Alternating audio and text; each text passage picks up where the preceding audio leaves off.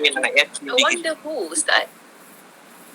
Nabi nak kita bersih. Nabi bersih, wangi, sempurna. Nabi ni semua sempurna. Tapi Nabi tak geli orang yang kotor, Nabi tak geli orang jahat, Nabi tak geli orang miskin. Nabi sempurna. Nabi orang rajin, berusaha wangi. Dekat dengan Nabi, pegang sentuh Nabi je dapat wangi macam Nabi. Tapi Nabi tak pernah geli pada orang miskin. Pernah Nabi pergi pasar, Nabi peluk seorang sahabat. Dia peluk pada belakang. Ada kata tutup mata. Dia orang kampung, lepas tu dia macam OKU. Sahabat tu terkejut. Nabi bergurau dengan dia. Siapa nak beli budak ni? Dia kata dia gembira Nabi pegang ni. Punya ramai orang kat pasar, Nabi peluk dia. Nabi sayang kat dia. Nabi kata kamu tak terkenal di dunia, tapi kamu sangat disayangi oleh Allah. Jadi melihat manusia ni dengan rasa sayang, melihat manusia dengan rasa cinta, rasa sayang. Dan bila kita melalui hidup dengan rasa sayang, cinta, Allah sayang kita. Barang siapa tak mengasihi, dia tak dikasihi. Tengok orang miskin rasa sayang, tu tanda Allah letakkan rasa sayang tu dalam hati kita. Tu tanda sedang disayangi oleh Allah. Tengok mak tiba-tiba rasa sayang, tu tanda Allah sayang kita. Tengok adik-beradik kita rasa sayang sangat, tu tanda Allah sayang kita. Tengok orang miskin, anak yatim rasa sayang, tu tanda Allah sayang kita. Macam mana kita nak bagi ada perasaan tu? Ustaz minta doa pun pula. Banyak minta doa, banyak minta tips doa ni. Jadi malam-malam kita sebut nama-nama mereka. Doa ni mendekatkan hati. Hati. Sebut nama. Nabi pesan orang muhajirin ada dua perkara. Ringkas hadis dia. Pertama, Nabi sebut hargai kebaikan orang walaupun kecil. Walaupun dia buat tu kecil, ingat baik dia. Macam mana? Contoh Ustaz? Ingat baik. Contoh mak tengah marah. Mak kita tengah marah, kita jangan dengar marahnya dia. Mana ada anak suka dengan mak dia bebel. Tapi kita ingat, dia lahirkan saya, dia dulu susah payah untuk saya. Apa yang dia cakap yang lain tu kita rasa tak nak dengar sangat, kita abaikan. Ingat dia lahirkan kita. So pertama, ingat kebaikan dia walaupun kecil. Hargai orang. Ada orang mungkin musim macam ni dia duduk rumah kan. Macam Nilofa, artis, ustaz-ustaz banyak buat live. Hargai mereka sekarang berkongsi ilmu, hargai baik dia. Dan jangan banding-bandingkan dengan siapa-siapa. Ada orang sekarang mungkin keluarkan duit belanja untuk bantu orang lain. Dia pun sangat mulia. Ada orang macam Dr. Noh Hisham ke, dia hari-hari kena buat pagi, petang, malam sidang media hari-hari kan. Bukan dapat duit pun hari-hari kena buat sidang media, kena tanya macam-macam soalan, salah jawab ke, boleh jadi macam-macam. Jadi kita hargai orang berkorban dia, hargai nurse. Bagus musim PKP ni, orang duduk rumah, orang jadi hargai semua orang. Orang kesian kat doktor, nurse, MA, orang kesian kat polis, orang kesian kat tentera. Ustaz, tapi balik kepada malam tadi. Maksudnya malam-malam kita sebut nama mereka ni semua. Kedua, satu terima kasih. Kedua, sebut nama dia dalam doa. Sebut nama dalam doa. Contoh ada sahabat Nabi, ditampal kat dinding.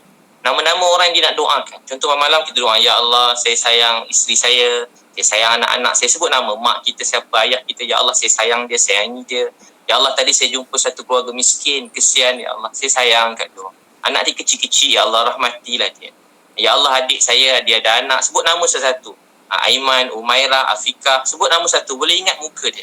Sebut doakan orang lain. Bila kita doakan orang, hati kita jadi dekat. Rasa sayang. Jadi bila kita doakan mereka, sebut nama, hargai, dan Allah akan campakkan rasa sayang dalam hati. Rasa sayang dia kepada kita dan kita kepada dia. Rasa sayang ikhlas. Contoh daripada kecil kan. Contoh. Saya kalau tengok TV, ustaz saya ajar. Tengok pemain bola. Walaupun luar negara. Doa Ya Allah dia baik, dia main bola, kita terhibur tengok dia main bola. Ya Allah mudahkan hidup dia, beri dia kebaikan, beri dia hidayah. Saya pada kecil contoh, tak kecil jugalah. Tengok Siti Nurhaliza contoh dulu kan. Dia tengok kat TV, doa Ya Allah dia baik, mudahkan hidup dia, beri dia hidayah. Setiap kali tengok orang, doakan kebaikan. Tengok Nilofa ke kan, dekat meletup, Ya Allah sayangi dia, kasih dia, mudahkan hidup dia, berkati hidup dia. Dia dah kat meletup Ustaz. Tak meletup dah. Dah banyak program lain mencurah-curah rezeki. Bila kita doakan orang, hati kita jadi dekat. Walau apa bangsa, Melayu ke, Cina ke, India ke, kita patut rasa sayang. Kalau kita tengok orang mula rasa benci, sebenarnya hati kita ni ada sakit. Jadi hati ni kena diobati. Tengok orang rasa sayang. Hati kena ubat. Hati kena ubati. Maksudnya salah satu cara untuk ubati hati adalah dengan mendoakan mereka-mereka, orang terdekat, orang yang kita kenal, orang yang kita jumpa malam-malam sebelum tidur. Dan apa lagi cara kita mengubati hati kita ni Ustaz? Kita kena banyak khidmat, buat kerja-kerja yang macam orang, tolong orang. Dulu ada Imam Ghazali, dia khidmat dekat Masjidil Haram, Masjid Nabawi. Dia basuh tandas senyap-senyap je, tak ada orang pun kenal dia. Malam-malam basuh tandas, cuci hati kan. Walaupun cuci tandas sebenarnya cuci hati. Kerja-kerja yang kecil-kecil ni boleh cuci hati, cuci pinggan, kena rajin bulan Ramadan ni. Kena walaupun benda kecil-kecil, dia buang ego kita, selipar kita angkat sendiri. Kan bila kita dah bukan kadang rezeki dah muncul syurah ni, kadang kita kerja yang kecil-kecil ni kita tak nak buat, tapi kerja kecil-kecil ni dia buat kita bersih hati. Pinggan basuh sendiri, baju kan kadang basuh sendiri. Dia buat cuci hati kita sendiri. Kalau tak kita jadi macam kadang Swiss kat sebelah je, panggil anak dekat jauh-jauh, nak hidupkan Swiss kat sebelah je.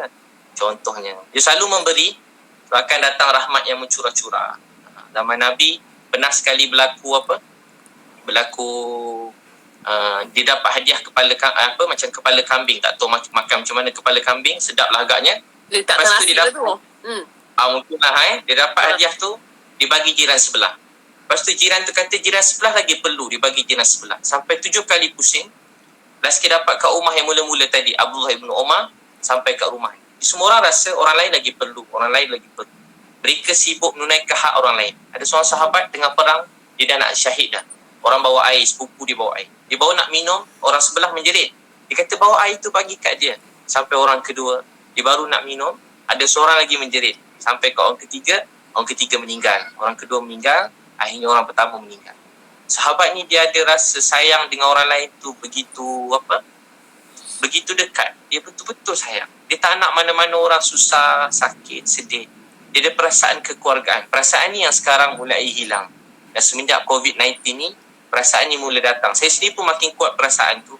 Sebab mula-mula terjadi kan, banyak menimpa orang yang saya kenal juga yang kena COVID-19 ni. Banyak ustaz-ustaz saya dulu-dulu kecil-kecil. Ada yang terkena, ada yang kat luar negara. Kawan-kawan saya walaupun dia macam-macam, ada yang kat ICU. Lepas tu saya dengar ada doktor-doktor, jururawat yang kawan-kawan saya juga yang saya kenal, mereka ditimpa COVID-19 ni, positif COVID-19. Ramai lepas seorang-seorang. Saya jadi semenjak malam pertama kedua tu saya rasa sedih sangat. Saya selalu cakap kat orang, di sebalik ujian ni ada rahmat. Di sebalik ujian ada rahmat. Saya selalu beritahu ke orang, saudaraku dekat kertas saya bagi hadiah, saudaraku bersabarlah, di sebalik ujian ada rahmat. Tapi sampai waktu tu saya tak terfikir apa rahmat sebalik yang terjadi. Semua tengah macam kita rasa dunia ni berubah, tak boleh nak keluar, ada duit pun tak boleh buat apa. Duit tengah banyak juga. Jadi rahmatnya adalah peluang untuk membantu orang. Sekarang bos saya tahu, saya nampak rahmatnya rupanya waktu ni dapat tolong banyak dapat cari orang susah, dapat makin orang duduk rumah kan. Betul, jadi rasa ini rahmat ni. Jadi saya rasa seronok lah buat kerja-kerja saya ada share dekat dalam grup Telegram saya. Saya kata ini mungkin cara saya lah, cara saya memberi balik lah, cara saya cari saham akhirat. Saya akan favouritekan akaun-akaun charity ni. Contohnya macam Mapim ke, ataupun Ustaz Rusuki punya Matan Center ke, atau saluran-saluran lain yang infak Ramadan itu dan ini. Saya akan favouritekan banyak-banyak. Yang mana saya suka, yang mana saya selalu check, yang mana saya percaya. Dan hari-hari saya akan buat, masa subuh ke, sebelum tidur, ataupun bila saya teringat, saya akan bank in. Kenapa saya tak buat satu lump sum yang besar sedekah tu? Sebab saya nak jadikan sebagai habit. Hari-hari saya ada bagi ke orang ni, hari-hari saya bagi ke orang tu. Dan macam mana Ustaz? Betul, bagus tu. Dan untuk masa sekarang itu mungkin setakat tu je saya boleh buat. Tapi saya tapi satu perasaan yang Allah bagi, bila kita memberi, bila kita keluarkan harta kita kan, satu benda yang saya tak boleh describe dengan perkataan. Maksudnya rasa seronok tu, rasa lapang dekat sini. Apatah lagi kalau saya boleh turun padang seperti Ustaz. Sebab saya pernah buat tahun lepas, macam saya pergi ke satu kawasan kat Kuala Selangor ni, kawasan-kawasan orang susah. Dan memang macam mana tersentak dengan pengalaman tu, because kita dapat tengok saya dengan saya punya peminat, grup peminat pergi ke rumah-rumah 30 rumah dalam satu hari. 30 ke 10 I can't remember. I think kita pecah-pecahkan ya. Tapi saya rasa untuk saya buat balik seperti itu mungkin agak sukar dengan jadual yang saya ada hari-hari kan. Tapi saya nak, sebab saya rasa selepas balik tu, benda tu macam bagi saya satu nafas baru for quite a long time. Satu masa, untuk satu ketika tu saya rasa macam saling kulit macam tu lah. Kan? Happy kan buat kerja tu, rasa macam beza dengan hidup kita yang lain kan. Betul. Yalah, kita kerja ceramah, saya sini pun ceramah hari-hari, training, motivasi, pagi sampai petang ceramah macam tu hari-hari. Tapi bila buat kerja ni, saya rasa macam kepuasan yang saya sangat rindu untuk buat semua ni. Rindu, saya rasa rindu sangat nak buat semua. Macam best sangat lah. Walaupun jadi macam ni, saya rasa macam saya punya niat Saya niat tak ada satu orang pun kat Malaysia ni yang lapar. Dan saya niat saya nak bantu kurang-kurang tak ada satu orang pun yang tinggal keadaan yang macam rumah macam tu lagi. Saya niat nak tolong mereka semua dan saya tolong bayar sewa-sewa orang susah tu sampai selagi saya hidup. So saya niat macam tu sebab saya tahu tak pernah berkurang rezeki dengan kita membantu orang lain. So saya niat tahun ni dan mudah-mudahan Nilofa kita semua kita buat sama-sama mudah-mudahan kita bantu semua sekali. Jangan satu orang pun yang tak ada rumah. Sekurang-kurang yang satu orang pun yang tinggal tepi jalan, tinggal dalam kemah, cari semua termasuklah Sabah, Sarawak, semua sekali. Terutamanya kat Malaysia ni lah keutamaannya. Jangan satu orang pun anak-anak kecil yang hidup dalam keadaan macam tu. Yalah, kadang-kadang ada mak ayah mereka yang sempurna. Ada yang kadang mak ayah sibuk kerja. Ada kadang-kadang mak ayah mereka yang orang yang tidak bertanggungjawab lah, orang yang tak sus ni. Tapi itu salah mak ayah dia. Anak-anak dia tak patut dihukum atas kesalahan mak ayah. Jadi kita yang lain-lain ni apa patut kita buat? Kita tolong mereka. Sebab tu daripada itu pun saya jumpa kan, saya pernah cerita jumpa budak perempuan bawah jambatan. 2 tahun ni 4 orang budak perempuan bawah jambatan saya jumpa pegang baby. Umur 14-15 tahun. Dia pegang baby. Saya jumpa dia, saya kata, adik Allah sayang awak. Saya pernah cerita kat Meletup dulu kan. Ya, betul. Saya selalu dengar. Allah sayang awak. Dia kata, taklah Ustaz, saya jahat. Saya ni tak guna Ustaz. Saya buat dosa. Tuhan benci saya. Taklah adik, awak baik. Allah sayang awak. Dia tengah tengok awak sekarang. Betul ke Ustaz dia sayang saya? Dia sayang ke adik? Kalau dia sayang saya, kenapa dia biar? Kenapa saya jahat macam ni? Tak, dia sayang ke awak adik? Kalau tak, dia tak jumpakan kita 2 pagi bawah jambatan. Saya pun ajak dia makan, sewakan hotel. Saya ajak kawan-kawan dia. Lepas tu bila dia kata, Ustaz ajar saya semayang, saya pun semayang dengan dia orang. Baru semayang, saya kata, baru baca Bismillahirrahmanirrahim. Alhamdulillahirrabbilalamin. Ar-Rahmanirrahim. Bila Ar-Rahmanirrahim.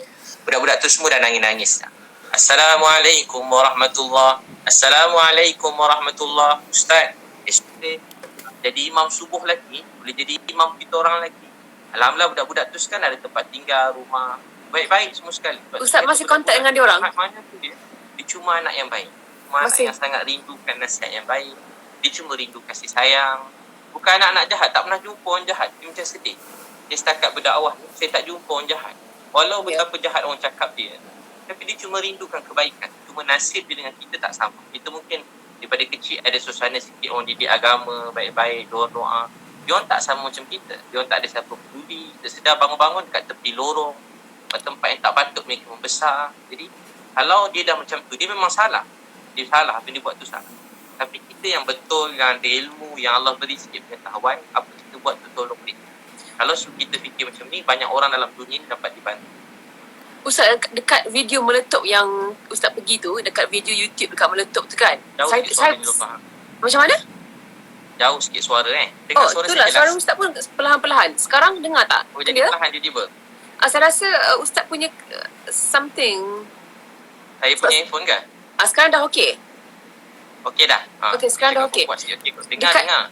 Dekat YouTube yang Meletup tu kan, saya baca komen, saya tengok banyak sangat komen, bukan satu bukan dua, more than that, yang mereka cakap, Ustaz saya bukan Islam tapi saya suka tengok Ustaz saya sebenarnya beragama sekian-sekian, tapi saya sejuk hati saya bila saya dengar Ustaz bercakap ataupun bercerita. Jadi kan macam kita tengok kat sini, bukan senang kita yang beragama Islam ni untuk menarik perhatian ataupun untuk melembutkan hati mereka yang bukan Islam untuk menyukai kita ataupun mendengar apa yang kita cakap. Macam tu. Jadi apa macam mana Ustaz buat sebenarnya? Adakah because Ustaz sendiri mungkin ada keluarga dan juga mereka yang Ustaz sayang yang bukan beragama Islam, jadi Ustaz dah biasa berdepan ataupun approach Ustaz tu dengan mereka ni dengan cara yang Ustaz buat. That's why Ustaz boleh tarik mereka ni semua. Ke macam mana, apa yang rahsia Ustaz sebenarnya? Saya memang daripada dulu tak kira dia Melayu ke, Cina ke, India ke, siapa saja. Saya memang betul-betul sayang kat dia. Saya sampai kalau pergi gereja ke, saya pergi kuil ke, jauh suara boleh dengar? Jauh sikit. Jauh sikit kan? Saya jauh tak tahu macam mana. Ustaz, suara saya pun perlahan ke? Pergi kuil ke, pergi mana-mana tempat. Saya rasa sayang pada mereka. Rasa sayang. Dan saya pun doa, ya Allah saya sayang dia, berilah dia hidayah, kebaikan. Saya doa begitu. Dalam keadaan yang sama, saya hormat apa mereka percaya, tapi saya percaya apa yang saya percaya. Dan kalau mereka tanya, saya kongsikan. Sebab tu sebelum daripada PKP itu, biasa memang ramai masuk Islam. 2 minggu ada 10 orang masuk Islam. 2 minggu ada 10 orang masuk Islam. Tak berhenti orang masuk Islam. Tanya pasal Islam. Begitu. Macam mana? Sebab nak menukar agama seseorang tu bukan senang. Tapi ustaz buat dengan mudah and for dah lama. mungkin juga ustaz. Mungkin dia orang rindu kasih sayang. Manusia ni kan cuma rindu kasih sayang. Dia tengok perkara yang baik-baik. Kadang hati rasa tak tenang, bahagia. Ni nak tahu apa tenang, apa bahagia. Sebab tu dakwah ni dua. Satu bil lisan, satu bil hal, keadaan. Dakwah bil hal. Jadi Facebook, Instagram macam kita buat sekarang ni dakwah bil hal. Supaya manusia tengok dia rasa macam sayu, sedih, dia rasa ingin dia rasa tenang. Dia tengok kita tu rasa tenang. Sebab kita buat perkara yang baik-baik, kita rindukan kebaikan. So begitu. Doakan Nilofa, kita bantu ramai-ramai orang. InsyaAllah, amin ya Rabbal Alamin. Ustaz, dan tahun ni tak ada satu orang kat Malaysia ni yang lapar. Amin ya Rabbal Alamin. Niat dia dapat pahala dah. Walaupun belum dapat buat, mungkin tak tahu macam mana. Dengan satu orang pun tak ada tempat tidur, tak ada tempat tinggal. Dengan satu orang pun budak-budak tidur bawah jambatan lagi. Kita tolong mereka semua sebab ini tugas tanggungjawab kita semua dan kita kena doakan semua orang tanpa mengira bangsa, agama. Kita tolong semua manusia dalam dunia. Ustaz, macam dalam awal saya nak cakap ni, I just want to be realistic lah kan about this. Bila ada orang yang ingin ataupun orang-orang yang kurang macam kurang happy atau kurang seronok bila tengok apa yang Ustaz buat. Macam mana Ustaz memaafkan dia? Macam saya sendiri kalau saya marah ataupun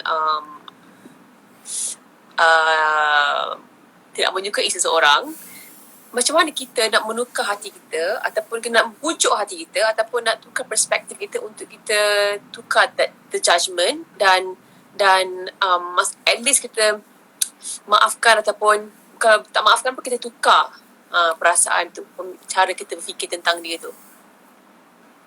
Saya kalau paling sedih sekali Nilofa, kalau daripada dulu dalam berdakwah ni ada waktu macam sedih sangat. Sampai macam kita tak tahu nak cakap apa. Tak tahu nak cakap apa. Kalau cakap takut salah. Kalau cakap takut bergaduh. Kalau cakap takut boleh buat macam kita rasa kecewa tu tinggi kan. Sedih sangat. Jadi tahu tak apa saya buat daripada dulu, ustaz saya ajar. Kalau sedih sangat saya tak sabar tunggu waktu malam sikit, ustaz saya ajar.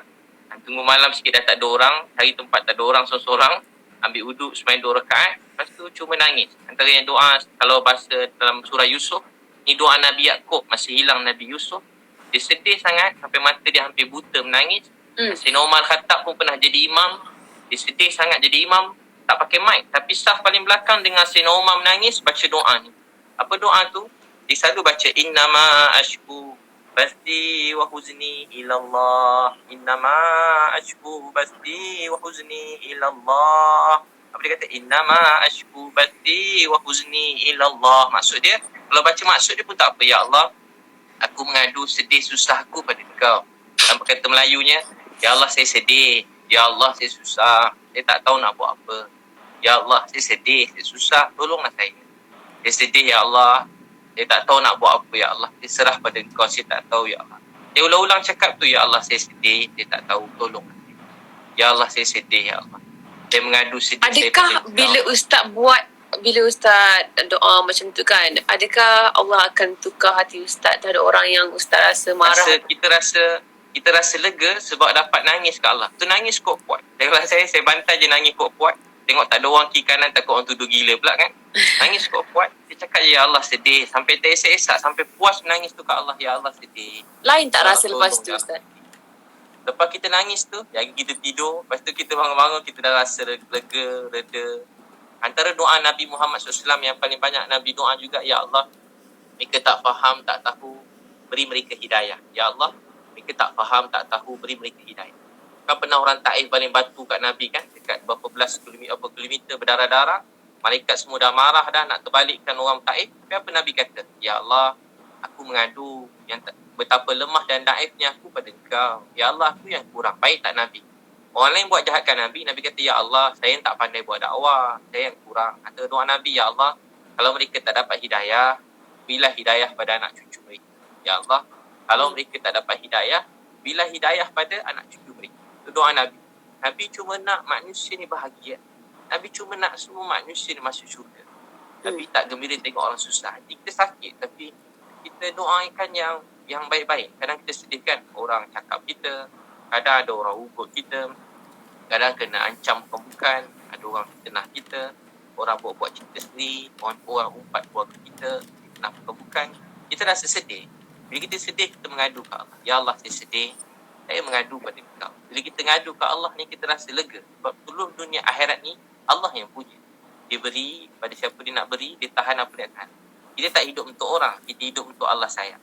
Orang cakap apa tentang kita, tak buat kita jadi mulia, tak buat kita dihina. Mulia hina tu daripada Allah. Kita tak hidup untuk penghormatan orang, kita hidup untuk Allah sayang. Aku hidup untuk Allah sayang. Dia tak, apa orang cakap, dia tak beri kesan kat kita. Saya selalu cakap ni. Dia pun tak pernah bagi sesuap nasi kat kita. Kenapa kita nak terlalu sedih dengan orang cakap tentang kita? Yang uruskan hidup kita, yang jaga kita daripada dulu sampai sekarang, Allah. Orang memang tak berhenti bercakap. Kadang-kadang dia suka kita, kadang I like marah that. kita. Tapi kita hidup untuk Allah sayang. Allah sayang. Penting kita sentiasa perbaiki niat hati kita. Kita ulang-ulang juga baca doa Nabi Yunus AS. La ilaha illa anta subhanaka inni kuntu minaz zalimin. Ya, tiada Tuhan melainkan kau ya Allah. Maksudnya, tiada yang boleh bagi sedih, gembira melainkan kau. Maha suci kau. Aku orang yang zalim. Ulang-ulang ya Allah. Saya tak peduli apa orang cakap tentang saya cuma nak kau sayang saya. Nabi kan bila kembali batu kat Taif, antara doa Nabi tu apa dia? Ya Allah, pada siapa kau letakkan aku? Orang Taif ni balik batu kat aku, buat jahat kat aku. Orang Mekah pula nak bunuh aku. Pada siapa kau letakkan aku ya Allah? Pada siapa? Tak peduli. Pada siapa kau letakkan aku? Serahkan aku ni pada siapa? Orang Taif balik batu dekat aku. Orang Mekah pula buat jahat kat aku. Tapi Nabi kata apa? Ya Allah, aku cuma takutkan kemurkaan kau. Janganlah marah pada aku. Aku tak kisah apa orang cakap kat aku. Yang aku cuma takutkan kemurkaan kau. Yang apa aku nakkan hanyalah keredaan kau. Ya Allah, aku hanya inginkan keredaan kau. Nabi kata, ya Allah, aku hanya inginkan keredaan kau. Jadi kita selalu cakap, ya Allah, aku hanya ingin kau reda pada aku. Jadi bila kita niat macam tu, kita akan sedih. Tapi kena cakap. Cakap tu untuk hati kita sendiri. Macam ni saya cakap ni. Macam kuat sangat kan? Tak kuat.